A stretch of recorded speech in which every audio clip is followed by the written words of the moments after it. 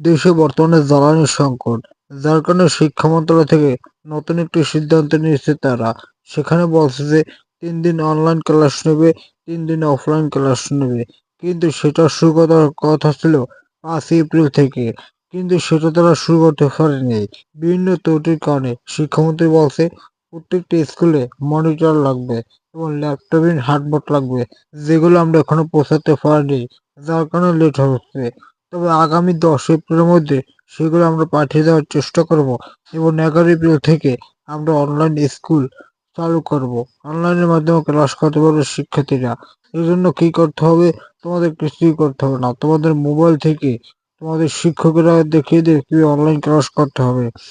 যেদিন জোর তারিখ, যেমন 2 তারিখ, 4 তারিখ, 6 তারিখ, 8 তারিখ, 10 তারিখ, ওই দিনে তোমাদের অনলাইন ক্লাস হবে। 1 তারিখ, 3 তারিখ, 5 তারিখ, 7 তারিখ, যেগুলো বিজার মাসে, ওই দিন তোমার স্কুল থেকে ক্লাস করতে হবে। 3 দিন অনলাইন, 3 দিন অফলাইন। এই সিস্টেমে শিক্ষা ব্যবস্থার উন্নতি হবে, এটি আশ্বাস দিচ্ছে শিক্ষামন্ত্রী।